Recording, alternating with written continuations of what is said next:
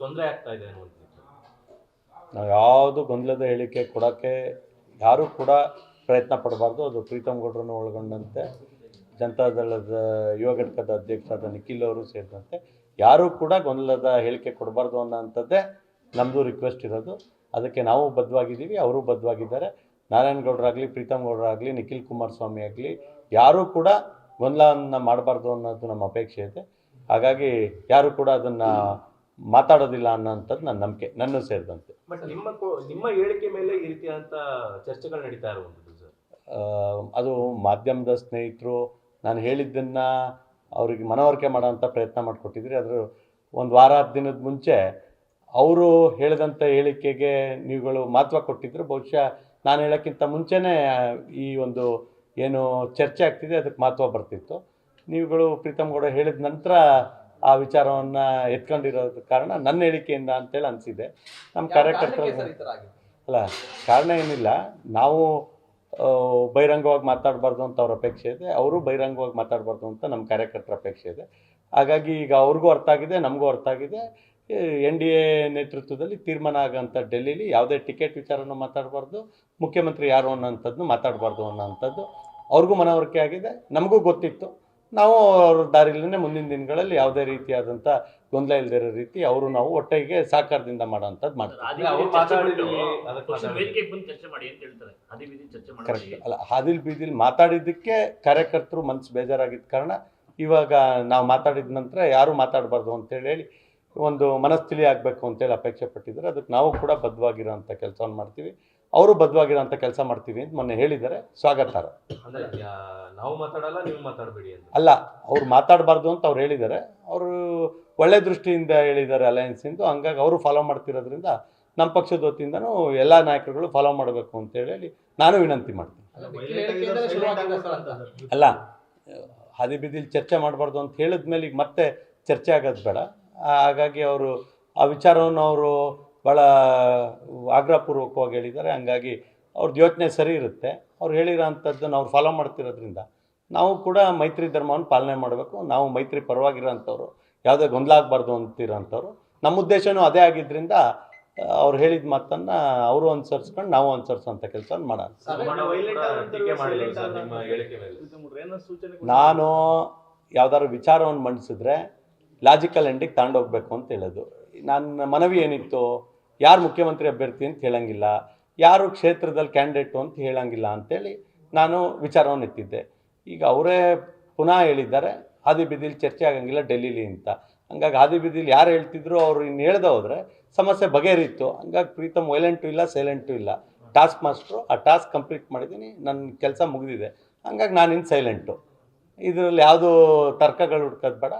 ನಾನು ಸದಾ ಮೈತ್ರಿ ಪರವಾಗಿರ್ತೀನಿ. ಆದರೆ ಮೈತ್ರಿಯ ರೀತಿ ರಿವಾಜುಗಳನ್ನ ತೀರ್ಮಾನ ಮಾಡೋದು ದೆಹಲಿಯ ನಾಯಕರುಗಳು. ಅದಕ್ಕೆಲ್ಲರೂ ಸಹಮತ ವ್ಯಕ್ತಪಡಿಸ್ಬೇಕು. ಅದಕ್ಕೆ ಪ್ರೀತಮ್ ಗೌಡನೂ ಹೊರತಾಗಿಲ್ಲ, ನಿಖಿಲ್ ಅವರು ಹೊರತಾಗಿಲ್ಲ. ಹಾಗಾಗಿ ಅವ್ರಿಗೆ ನಾನು ಧನ್ಯವಾದಗಳು ತಿಳಿಸ್ತೀನಿ. ಈ ಒಂದು ಉತ್ತಮವಾದ ಬೆಳವಣಿಗೆ ಕಾರ್ಯಕರ್ತರಲ್ಲಿ ಯಾವುದೇ ಗೊಂದಲ ಇಲ್ಲದಿರೋ ರೀತಿಯಲ್ಲಿ ಮಾಡುತ್ತೆ. ಅವ್ರು ಮಾತಾಡಿದ್ರೆ ನಾವು ಶುರು ಮಾಡ್ತೀವಿ ಅಂತ ಹೇಳ್ತಾ ಇದ್ರಲ್ಲ ಸರ್.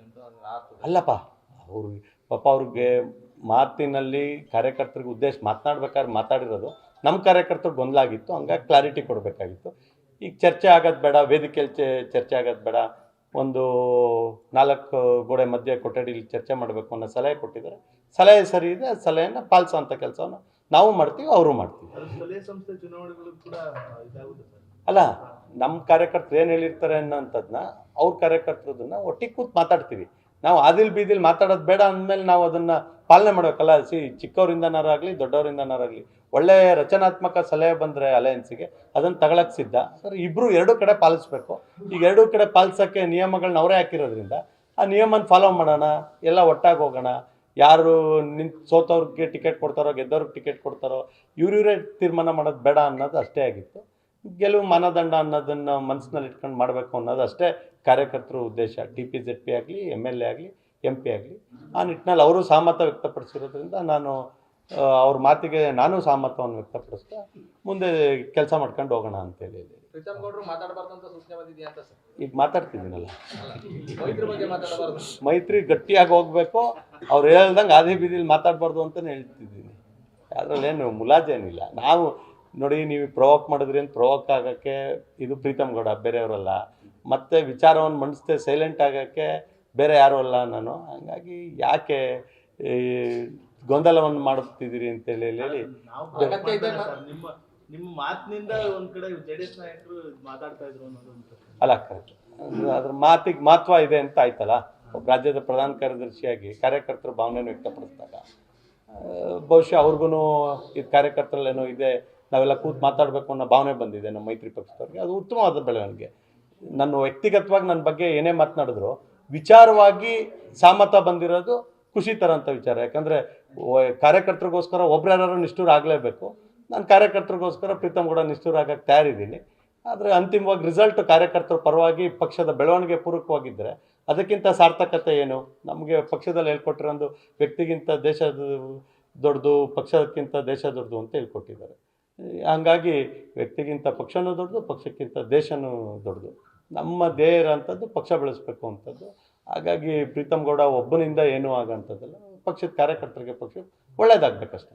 ಲೋಕಲ್ ಎಲೆಕ್ಷನ್ ಯಾವ ರೀತಿ ಹೋಗ್ತೀರಿ ಸರ್? ಅದನ್ನೇ 4 ಗೋಡೆ ಮಧ್ಯೆ ಅವ್ರ ಸಲಹೆಯನ್ನು ನಾವು ತಗೊಂಡ್ಬಿಟ್ಟಿದ್ದೀವಲ್ಲ. ಅವರು ಯಾವಲ್ಲಿ ತನಕ ನಮಗೆ ಪ್ರೀತಿ ತೋರಿಸ್ತಾ ಇದ್ದಾರೆ ಆ ಪ್ರೀತಿನ ನಮ್ಮ ಕಾರ್ಯಕರ್ತರು ಉಳಿಸ್ಕೊಳ್ತಾರೆ. ಅದರಲ್ಲಿ ಯಾವುದೇ ಗೊಂದಲ ಇಲ್ಲ. Yes sir, thank you. Sir, Yathindra ಸಿದ್ದರಾಮಯ್ಯನವರು ಸರ್ಕಾರದ ಆರೋಪಗಳಿದೆ. ನಾನು ಸಂಘಟನೆಯ ವ್ಯಕ್ತಿ. ಹಾಸನ ಕ್ಷೇತ್ರದ ಜನ ನನಗೆ 5 ವರ್ಷಗಳ ಕಾಲ ಬೇರೆಯವ್ರಿಗೆ ಅವಕಾಶ ಮಾಡಿಕೊಟ್ಟಿದ್ದಾರೆ. ನಾನು ಸಂಘಟನೆ ವಿಚಾರವಾಗಿ, ಪಾರ್ಟಿ ಕಟ್ಟೋದ್ರ ವಿಚಾರವಾಗಿ ಮಾತ್ರ ಈಗ ಮಾತನಾಡೋಂಥದ್ದು. ನಮ್ಮ ಶಾಸಕರು, ವಿರೋಧ ಪಕ್ಷದ ನಾಯಕರುಗಳು ಸರ್ಕಾರದ ನಡೆ ಅವ್ರದ್ದು ಏನು ಸಮಸ್ಯೆ ಇದೆ ಅದ್ರ ಬಗ್ಗೆ ಮಾತನಾಡ್ತಾರೆ. ಪಕ್ಷ ಸಂಘಟನೆ ಬಗ್ಗೆ ಪ್ರೀತಮ್ ಗೌಡಂಗೆ ಜವಾಬ್ದಾರಿ ಕೊಟ್ಟಿದ್ದಾರೆ. ಆ ಕೆಲಸವನ್ನು ನಿಷ್ಠೂರವಾಗಿ ಕಾರ್ಯಕರ್ತರ ಪರವಾಗಿ ಮಾಡೋ ಅಂಥದ್ದನ್ನು ಮಾಡ್ತೀನಿ. ರಾಜ್ಯಾಧ್ಯಕ್ಷರು ಬದಲಾವಣೆ ಆಗುತ್ತೆ ಸರ್, ಚರ್ಚೆ ಕೂಡ ಇದೆ. ರಾಜ್ಯಾಧ್ಯಕ್ಷರು 2028 ತನಕ ಅವರ ನೇತೃತ್ವದಲ್ಲಿ ಭಾರತೀಯ ಜನತಾ ಪಾರ್ಟಿ ಗಟ್ಟಿಯಾಗಿ ಚುನಾವಣೆಯನ್ನು ಮಾಡುತ್ತೆ. TPZPಯಲ್ಲೂ ಗಮನಾರ್ಹ ಸಾಧನೆಯನ್ನು ಮಾಡ್ತೀವಿ. 2028ರಲ್ಲಿ 120ಕ್ಕೂ ಹೆಚ್ಚು ಸ್ಥಾನಗಳನ್ನು ಭಾರತೀಯ ಜನತಾ ಪಾರ್ಟಿ ಸನ್ಮಾನ್ಯ ವಿಜೇಂದ್ರ ಅವರ ನೇತೃತ್ವದಲ್ಲಿ ಗಳಿಸುತ್ತೆ. ಯಾವುದೇ ಅನುಮಾನ ಬೇಡ. ಪದೇ ಪದೇ ಚರ್ಚೆ ಆಗುತ್ತಲ್ಲ ಸರ್ ಅಧ್ಯಕ್ಷರು? ಚರ್ಚೆ ಯಾರು ಪ್ರಬಲ ವ್ಯಕ್ತಿಗಳಿರ್ತಾರೆ ಅವ್ರ ಬಗ್ಗೆ ಚರ್ಚೆ ಆಗೋವಂಥದ್ದು ಸಹಜ. ಯಾರು ಒಬ್ಬರು ಸ್ಟೇಟ್ಮೆಂಟ್ ಕೊಟ್ಟರೆ ಚರ್ಚೆ ಆಗುತ್ತೆ ಅಂದರೆ ಅವ್ರಿಗೆ ಶಕ್ತಿ ಇದೆ ಅಂತ. ಯಾರ್ದಾರು ಒಬ್ಬರು ವಿಚಾರ ಮಾತಾಡ್ತಿದ್ದಾರೆ ಅಂದರೆ ಅವ್ರಿಗೆ ತುಂಬ ಶಕ್ತಿ ಇದೆ ಅಂತ. ವಿಜೇಂದ್ರ ಅವರಿಗೆ ಅವರ ತಂದೆಯವರ ಯಡಿಯೂರಪ್ಪ ಸಾಹೇಬ್ರ ಆಶೀರ್ವಾದ ಇದೆ, ತಾಯಿ ಚಾಮುಂಡೇಶ್ವರಿಯ ಆಶೀರ್ವಾದ ಇದೆ, ಜನಸಾಮಾನ್ಯರು ಕಾರ್ಯಕರ್ತರ ಬಲ ಇದೆ. ಹಂಗಾಗಿ ಅವ್ರ ವಿಚಾರ ಪದೇ ಪದೇ ಚರ್ಚೆಗೆ ಬರುತ್ತೆ. ಅದ್ರ ಬಗ್ಗೆ ನಾವು ಯಾವುದು ನೆಗೆಟಿವ್ ಆಗಿ ತಗೊಳ್ಳೋದು ಬೇಡ.